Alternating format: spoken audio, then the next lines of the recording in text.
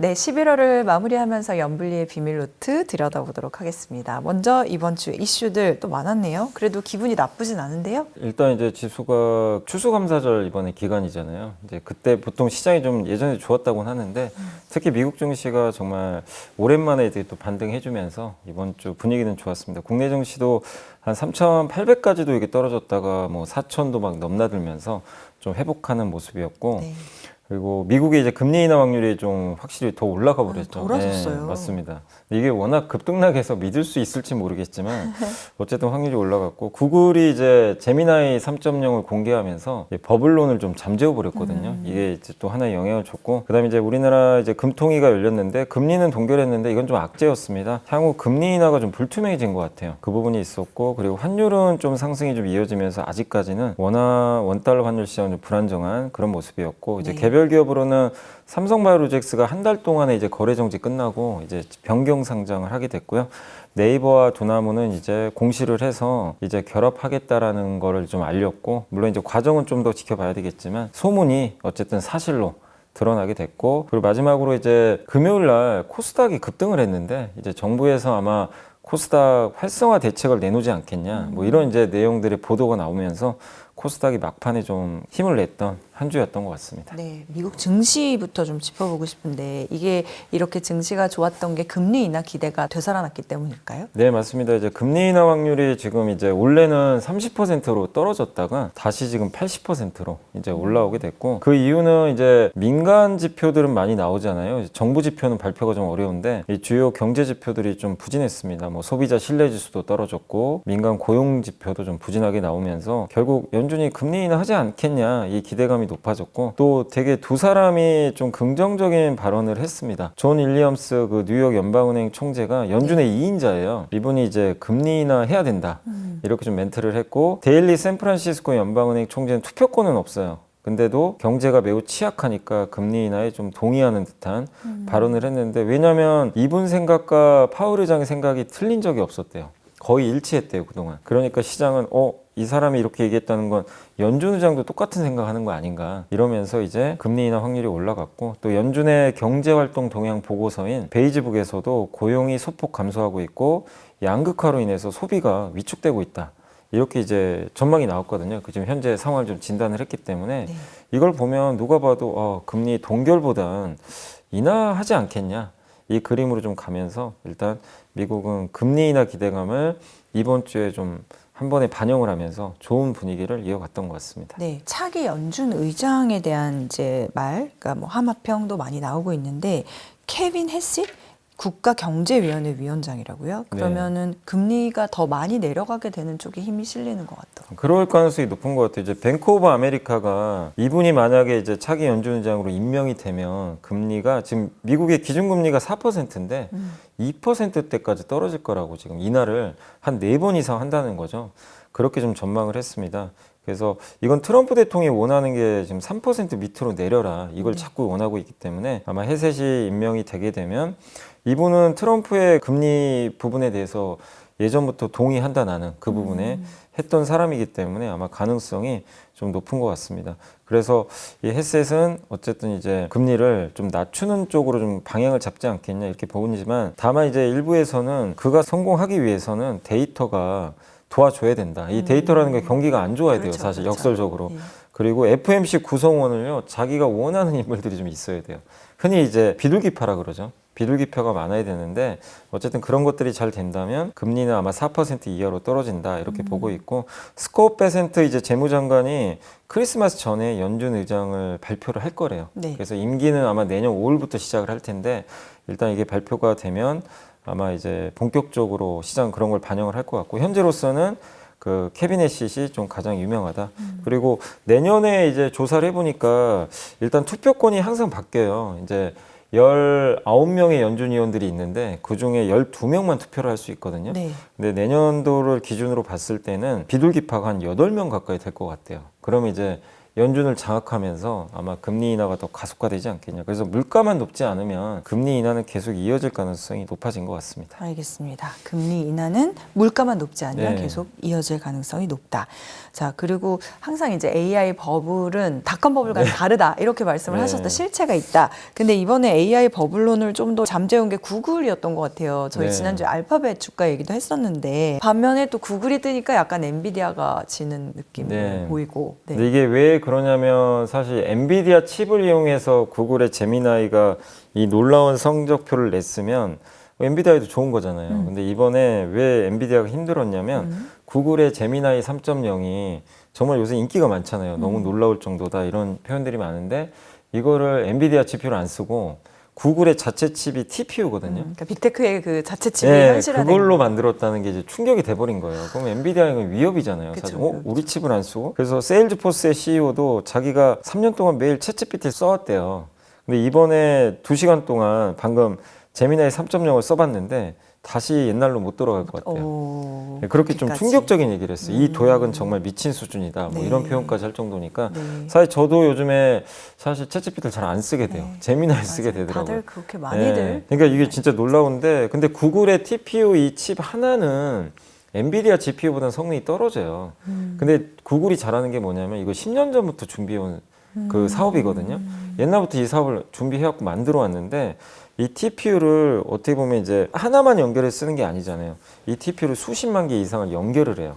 같이 모아가지고 연결하는데 특히 구글의 장점이 여기에 광학 회선 스위치라고 하는데 이걸 연결하는 기술이에요. 이게 초당 속도가 13TB인데 엔비디아 GPU 연결한 그 NVLink 있거든요. 이건 1.8TB예요. 7배가 더 빨라요. 이 연결을 했더니 이 정도로 이걸 모았을 때 효능이 훨씬 크다는 거죠. 근데 이제 이거는 구글이 그동안 생태를 갖고 있는데 구글 안에서 이걸 했을 때는 이 놀라운 지금 효과를 내고 있고 물론 여기에도 엔비디아 GPU가 없는 건 아니에요. 들어가는데 비중이 낮겠죠. TPU 위주니까. 근데 어쨌든 이제 시장은 충격을 받은 거죠. 이렇게 자체 칩으로 생태계를 구성했는데 역대 최고의 퍼포먼스를 내버리니까 이 엔비디아 이제 위태로운 거 아니냐. 네. 막 이런 분석까지 나오는데 다만 구글 TPU가 이제 어떤 분은 이런 표현 하더라고요. 구글 TPU는 독일어 같대요. 언어로 치면. 독일은 뭐 이 제조업 강국이고 네. 나름대로 정말 잘 사는 국가 중에 하나 경쟁력도 뛰어난데 근데 엔비디아 GPU는 영어 같대요. 범용. 그러니까 다 쓰는 거고.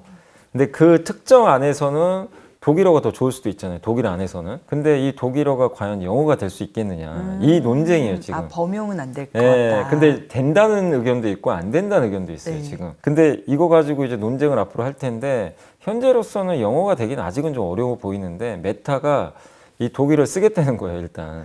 한번 써보자. 우리 데이터 센터에 TP 한번 넣어보자. 근데 그게 만약에 제대로 엔비디아처럼 제대로 된다.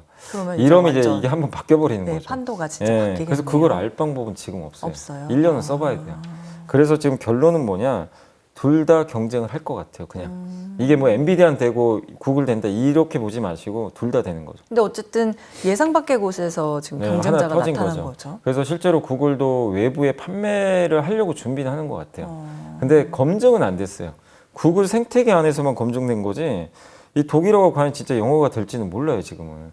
그래서 그거를 우리가 1년 정도 추적은 해봐야 된다. 그래서 그냥 막연하게 엔비디아를 나쁘게 볼 필요도 없고 구글을 너무 그렇다고 구글이 이제 세상 바꾼다 이렇게 볼 필요도 없고 둘이 치열하게 경쟁을 한다. 근데 핵심은 결국 각각의 생태계들이 있잖아요. 그 생태계에서 얼마나 그걸 최적화하느냐가 정말 이제 중요해졌다. 각각의 생태계에서. 네, 그 생태계 안에서 엔비디아 걸 써서 효능을 높이는 회사도 있을 거고 아니면 진짜 맞춤형 칩으로 이 구글처럼 특화된 회사도 나올 수도 있기 때문에 이제는 진짜 한 번 더 전쟁이 펼쳐지고 있다. 네. 이렇게 봐야 될 것 같습니다. 그러면 또 여기서 이제 파생되는 자연스러운 두 가지 질문이 지난주에도 여쭤봤지만은 이제 알파벳 그 주식 뭐 지금이라도 들어가야 되냐 고민하는 사람들도 많고 또 한 번은 이제 이런 구글이 되면은 거기서 우리나라 기업은 또 어떤 영향을 받을까 이 두 가지 질문을 드려보고 싶네요. 네, 일단 이게 그거예요. 아무나 이겨라예요, 사실은.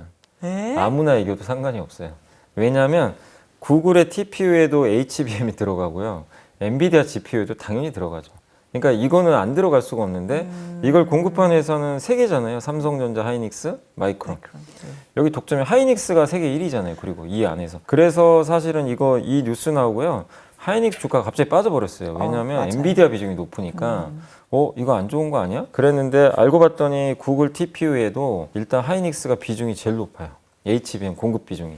그렇기 때문에 이 구글이 이겨도요, 뭐 하이닉스한테 뭐 아주 나쁜 건 아닙니다. 근데 지금 누가 이길지도 모르고 서로, 근데 저는 지금 상황은 오히려 우리나라 반도체한테 왜 호재냐면 네. 여기서 지금 제일 급한 사람이 누굴까요? 지금 이제 구글이 제미나이 3를 공개했어요.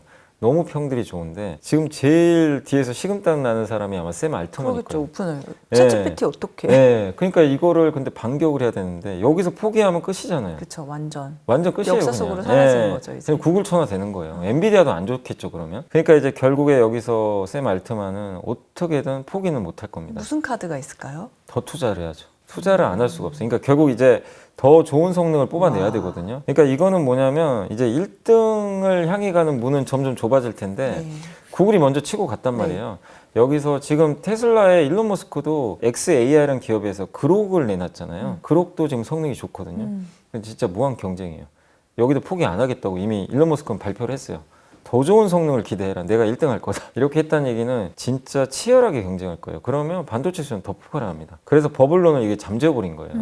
그래서 한국 반도체한테는 이 구조가 일단 더 좋을 수밖에 없는 상황으로 가는 것 같습니다. 네. 그리고 알파벳 주식 투자는 지금은 아니 저는 아니라고 그거예요. 말씀하실 저는 것 같아요. 알파벳도 괜찮고 그러니까 M7이 다 괜찮아 보여요. 아, 이 현재로서는. 구조는. 왜냐하면 누가 1등 할지 모르니까. 아무나 이겨라니까. 네, 근데 여기서 지금 엔비디아는- 알파벳이 유리해진 건 맞아요. 그래서 저는 개인적으로는 알파벳이 시총 1등도 한 번은 할 수도 있다고 봐요. 네, 그렇지만 엔비디아도 있고 메타도 호시탐탐 노리고 있기 때문에 M7 다 저는 괜찮지 않을까 이렇게 생각하고 있습니다. 알겠습니다. 자, 그런가 하면 이제 이 AI 버블은 없다. 지금 오히려 이제 시작인 거다. 이렇게 얘기한 꽤 저명한 애널리스트가 얘기했더라고요. 데인 아이브스. 이것도 소개해 주세요. 예, 댄 아이브스 애널리스트가 원래 그 테슬라 분석하는 분으로 되게 유명합니다. 그래서 원래 기술주 분석가로 되게 유명한 사람인데 뭐라고 했냐면 이번에 논쟁이 심했잖아요. 근데 본인은 버블이 무슨 버블이냐 이제 시작인데 그래서 결론을 뭐라고 내냐 밤 9시래요 지금이. AI 파티로 딱 따지면 밤 9시에 파티가 시작을 했대요. 근데 지금 10시 30분 지났대요. 10시 30분이래요. 1시간 반 지났죠. 새벽 4시에 끝난대요 파티가. 네. 그러니까 이렇게 얘기를 했으니까 갈 길이 이렇게 멀어요? 그리고 곰이 그거죠. 약세론자들. 곰들은 저 창문 너머에서 이 파티를 지켜보고 있대요. 들어오질 못하니까. 이렇게 비유를 한 거예요. 그러니까 아직 끝날 시간 많이 멀었다. 이렇게 했는데 아직 즐겨라. 왜냐하면 미국 기업의 3%만 지금 AI를 쓰고 있대요. 그 얘기는 뭐죠? 초기라는 거예요. 전 세계는 1% 미만. 이렇게 좀 보고 있는 것 같습니다. 그래서 이제 시작입니다. 그리고 닷컴 버블과 다르다. 실제 인프라와 고객이 있다. 그 실제 이거는 맞는 말인 게 구글을 보면 실제 고객들이 있잖아요. 예. 맞아요. 돈도 잘 벌고 있고. 네. 그래서 여기에 아이브스는 또 거기에 덧붙여서 AI 핵심 종목 탑 10을 또 꼽아줬습니다. 그래서 뭐 마이크로소프트, 팔란티어, 엔비디아, AMD, 테슬라, 애플, 그리고 메타, 알파벳, 그리고 크라우드 스트라이크, 요 보안회사고요. 팔로알토도 보안회사. 이렇게 10개를 꼽아줬는데 뭐 여기 당연히 뭐 M7도 웬만한 기업들은 다 들어가 있고 반도체도 들어가 있잖아요. 그래서 여전히 지금 초기 국면인데 뭐 이분 말이 맞다는 건 아닙니다. 뭐 틀릴 수도 있고 맞을 수도 있지만 네. 하나의 이제 의견인데 지금 일단 비유는 되게 잘하신 것 같아요. 저는 주가는 저도 모르겠지만 이 논리는 동의해요. AI가 지금 산업적으로 파티가 열린다고 보면 이제 10시 반인 건 맞는 것 같아요. 아직은 AI가 갈 길은 멀잖아요. 그런 관점에 시간은 맞는데 어쨌든 중간중간 이 곰들이 한 번씩은 방해를 할 겁니다. 네. 주가 너무 오르거나 이럴 때 한 번씩 개입은 하겠지만 아직 뭐 갈 길은 멀지 않나 이렇게 생각을 저도 하고 있습니다. 네, 갈 길은 멀다. 뭔가 좀 이렇게 설레기도 하고 기대도 되고 네, 그렇네요. 자, 환율 상승 얘기해 주셨는데 이거는 이제 매크로적 관점에서는 설렐 일은 아닌 거죠. 우리한테는 어떤가요? 일단 이제 그 환율이 오르는 건 이제 워낙 많이 말씀드렸으니까 이제 그거보다는 골드만삭스가 내년 환율이 떨어질 거라고 전망을 했어요. 그 이유가 뭐냐면 지금 환율이 높잖아요. 근데 가장 큰 이유는 우리가 수출은 잘하지만 개인 투자들이 이제 해외 주식을 워낙 많이 사다 보니까 달러 유출되면서 환율이 올라갔는데 다만 4가지 조건 때문에 떨어질 수 있다. 첫 번째가 우리나라 경기가 내년에 좋아집니다. 올해 성장률이 1.1인데 골드만삭스 2.2로 봐요. 굉장한 고성장이죠 내년에. 경기가 좋아지면요 당연히 원화 가치가 올라서 환율이 떨어집니다. 그게 당연한 거고 그다음 경상수지 흑자가 올해 GDP의 4.9%인데 네. 내년엔 6%까지 늘어날 거래요. 이 반도체가 잘 되면서 그러면 경상수지 흑자 뭐죠? 우리나라의 달러를 갖고 들어오니까 환율 하락 요인이 되겠죠. 네. 그 두 번째가 국민연금이 아마 환해지도 하고 그다음에 해외 투자만 위주로 많이 했죠 그동안. 근데 국내 주식으로 유턴할 가능성이 있다. 예, 그런 쪽 얘기도 나왔고 세 번째가 개인 투자분들도 지금 해외 주식 많이 하니까 개인 투자분들이 혹시 이제 금융 상품 중에 ETF 보면요 환 노출 상품이 있고요. 네. 그냥 그대로 달러에 노출된 거. 환 해지도 있어요. 환 해지 상품을 하면 환율이 올라가면 달러 올라오는 만큼 수익을 못 내요. 그렇겠죠. 근데 이제 환율이 떨어지면 방어를 해줘요. 지금 환율에 딱 고정해서 달러를 잡아버리거든요.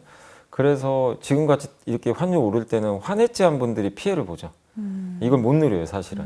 근데 환율이 떨어지면 이분들은 오히려 좋을 수 있는데 네. 그 환해지 상품에 투자하는 분들에 대해서는 세제 혜택을 주겠다. 오. 약간 이런 것도 고민 중인가 봐요. 아직 결정은 안 됐고 네 번째가 세계 국채지수. 저는 이게 좀 크다고 보는데 내년 네, 4월부터 말씀하셨죠. 했죠. 그 11월까지 이제 우리나라에 한 월 9조 원 정도 들어올 거예요. 여기 이제 골드만삭스 이익을 여기다 적어 놓은 거죠. 그래서 이 네 가지 조건이 가시화된다면 환율은 지금보다 좀 많이 좀 안정화되지 않겠냐. 이런 전망도 있으니까 참고하시면 좋겠습니다. 환율 안정화를 기대해 본다. 알겠습니다. 이 연기금이 환해지를 해서 환율을 떨어뜨린다 이런 얘기 있던데 이거는 어떤 내용? 네, 아까도 말씀드린 환해지는 뭐냐면 한번 여러분도 생각해보세요. 내가 미국 주식을 샀어요. 지금 뭐 엔비디아를 한 주를 샀다고 쳐볼게요. 1,450원에 지금 환율 기준으로. 그럼 1,600원 가면 좋죠. 1,600원에 뭐 주가 안 움직여도 나는 얼마 벌죠? 150원 벌잖아요. 네. 근데 만약에 환율이 1,300원 가면요. 어떻게 될까요? 주가로 벌었어도 잃죠. 1조. 150원을 까먹는 네, 거죠. 까먹죠. 네. 그래서 환해지는 뭐냐면 잃을 수 있죠. 환율이 떨어질 것 같은 거예요, 지금. 그러면은 여기서 해지는 뭐냐면 여기서 달러를 고정을 딱 시켜서 결정을 합니다. 어떻게 하냐면 국민연금이 어떤 식으로 하냐면요. 1년 후에 1,450원에 나 이 달러를 팔겠다. 지금 계약을 맺어요. 계약을 은행과 맺습니다. 그러면 국민연금이 1년 후에 이제 달러를 팔려고 해요. 계약을 맺었잖아요. 1,300원 갔어요, 환율이. 그래도 1,450원을 받고 환전을 할 수가 있어요. 오. 그럼 손해가 아니죠. 그게 환해지예요. 오르면 당연히 그만큼은 이제 내가 못 수익을 내니까 그건 네. 어쩔 수 없는 거죠. 그래서 보통 환율이 떨어질 것 같으면 환해지를 하거든요. 손해를 볼 수 있으니까. 그래서 국민연금이 그걸 전체 자산의 한 10%까지는 할 수가 있나 봐요. 근데 이거를 하면 왜 환율이 떨어지냐면 은행과 지금 계약을 맺잖아요. 1년 후에 은행과 1,450원에 은행이 사주기로 했어요. 네. 내 1달러를. 은행이 그러면 1년 후에 1,450원에 사주면 되는데 은행 입장에서 생각을 해보세요. 환율이 1,300원이 됐어요. 그럼 나는 지금 1,300원에 사서 1,300원에 이렇게 1달러를 주면 되는데 1,450원에 사줘야 되잖아요. 은행은 150원 손해를 봐요. 그렇죠. 그죠? 계약을 맺었으니까.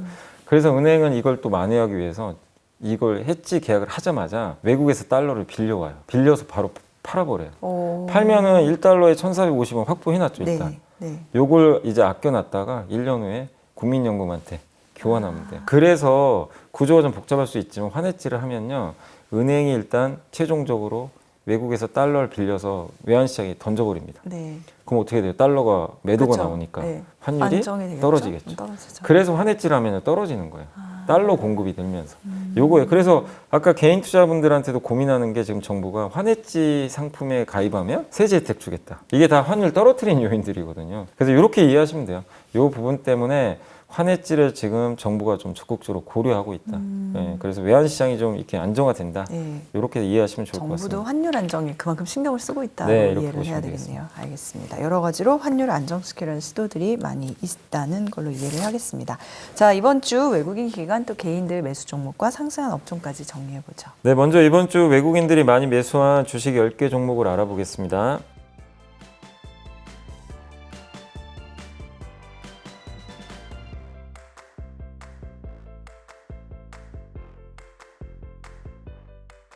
이번에는 기관들이 이번 주에 많이 담은 10개 종목을 알아보겠습니다.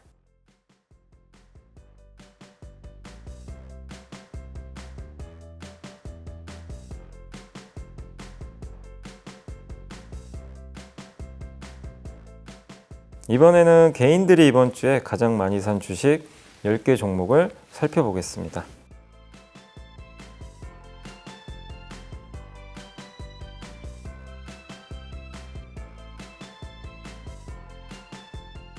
이번에는 이번 주 상승한 10개 업종을 살펴보겠습니다.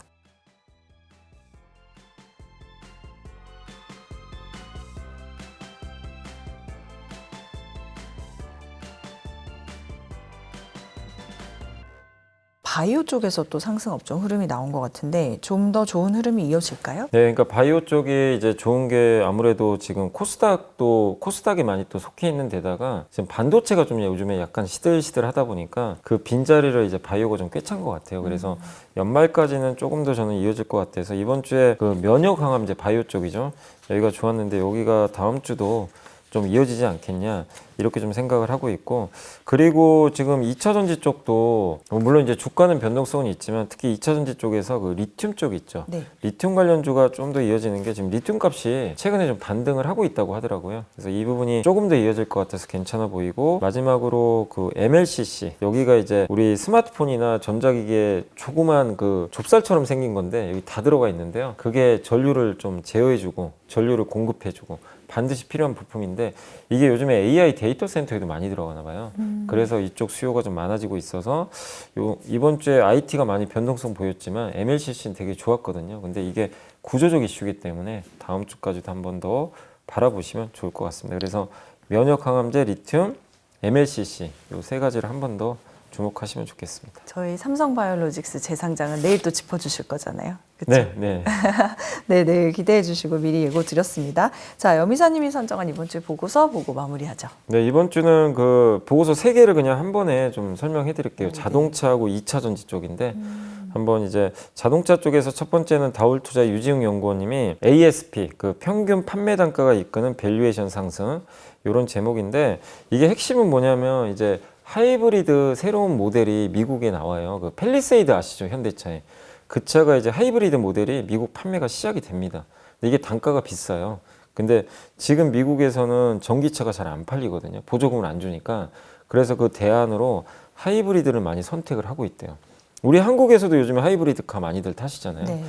그런 것처럼. 근데 여기 경쟁자가 토요타인데 토요타랑 혼다가 있는데 최근에 이제 토요타는 워낙 잘하고 있지만 혼다가 조금 부진한 것 같아요. 근데 그 빈자리를 현대차가 꿰차고 있고, 특히 미국에서 제일 인기 있는 사이즈가 SUV인데 SUV 중에서도 작은 SUV 말고요.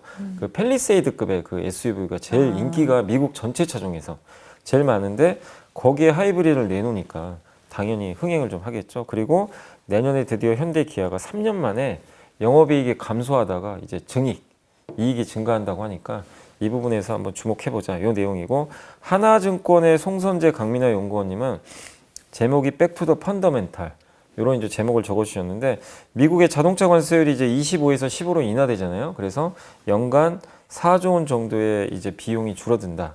이런 좀 이제 내용을 좀 언급해 주셨고, 여기도 마찬가지입니다. 하이브리드카가 미국, 유럽 시장 위주로 성장하면서 특히 이제 미국 같은 데서도 하이브리드카가 침투율이 한 10%, 13%까지 상승할 걸로 일단 전망을 해주고 있습니다. 그래서 전기차는 둔화되지만 하이브리드가 성장하면서 특히 현대차나 기아가 좀 수혜를 받지 않겠냐. 그리고 하이브리드카는 평균 판매 단가를 올려주는 좀 효자 모델이 될 것 같다. 이런 내용들이 좀 담겨 있으니까 긍정적이고요. 그리고 PER이 5배밖에 안 되잖아요. 그래서 밸류에이션 상으로도 굉장히 낮고 배당 수익률도 4% 후반에서 6% 나와서 괜찮은 것 같다. 그래서 지금 미국에서의 성장, 미국의 지역에서 판매 회복 등에 기반해서 내년에 이익이 늘면서 주가가 좀 레벨업 될 것 같다라는 그런 좋은 전망을 해주셨고, 마지막으로 이제 하나증권의 김현수 홍지원 연구원님은 리튬 가격, 2차 전지 얘기인데 지금 리튬 가격이 23년 1월에 킬로그램당 66.8달러에서 그 올해 6월에 8.1달러까지 거의 10분의 1 토막이 났어요. 그러니까 이제 배터리주들이 안 좋았던데 지금 최근에 근데 이 리튬 값 올라서 12.8달러까지 올라왔는데 전망이 좋습니다. 글로벌 투자은행들이 내년 리튬 가격 전망을 저점은 9달러에서 25달러까지 이렇게 좀 넓게 잡지만 높게 보고 있고, 골드만삭스가 8.9달러로 최하단을 제시했고, 포스코와 홀딩스와 엘버말 같이 리튬을 사업을 직접 하는 회사들은 15달러 정도는 나오지 않겠냐 이렇게 전망을 했습니다. 그리고 하나증권 같은 경우는 한 12달러에서 14달러 정도는 나올 것 같다. 그래서 이 전망에 의하면 이제 진짜 리튬 값은 바닥을 완전히 찍은 거죠. 찍고 올라가는 구조니까 이렇게 되면 양극재라든가 배터리 회사들 실적이 실제 좋아집니다. 그래서 그런 걸 좀 염두에 둔다면 이번에 리튬 값 상승은 좀 상당히 내년도에 2차 전지를 봤을 때는 우호적인 분위기로 가지 않겠냐. 그리고 여기서 제일 수혜를 받는 기업은 그 LNF 쪽으로 언급을 해주셨고, 포스코 퓨처엠과 에코프로 비행 같은 양극재도 좋을 것 같다. 다만 내년 1월 말하고 2월에 그 4분기 실적 발표가 있대요. 네. 그때 실적을 한번 확인한 다음에 조정받으면 매수를 해보자 라는 거니까 일단 내년도 2차 전지에 대한 양극재에 대한 부분은 조금 긍정적인 분위기로 바뀌어간다라고 생각하시면 좋겠습니다. 네, 이번에 사실 상승한 업종에도 리튬이 있는데 그쵸? 왜 그런지 알겠습니다. 자, 오늘 보시면서 네이버 두나무 합병도 있었고 삼성바이오로직스도 있었고 왜 안 다루지 궁금하셨던 분들 내일 연불리의 비밀노트 기대해 주시면 감사하겠습니다. 내일 다시 뵙겠습니다. 네이버 두나무 이 결합 한번 살펴볼게요. 네이버 파이낸셜과 두나무죠. 포괄적 주식 교환을 하겠다 공시를 했는데 합병했을 때 효과가 있겠느냐. 네이버 같은 경우는 이제 새로운 성장 동력이 필요하긴 하거든요. 그래서 두나무를 안게 되면 업비트를 가져가잖아요. 업비트는 세계 3위인가 4위 정도 4위인가 되는 그렇죠. 가상화폐 거래소입니다. 네. 해외 진출하기가 되게 용이하죠. 스테이블 코인 시대를 또 준비할 수가 있는 거죠. 두나무 입장에서는 제도권에서 한 건 아니거든요. 근데 네이버랑 같이 하게 되면 제도권 안으로 들어오게 되는 거죠. 그리고 네이버가 하는 이런 다양한 전자상거래, 광고 여기랑 다 결합을 해서 이 코인 시장이 더 커질 수가 있거든요.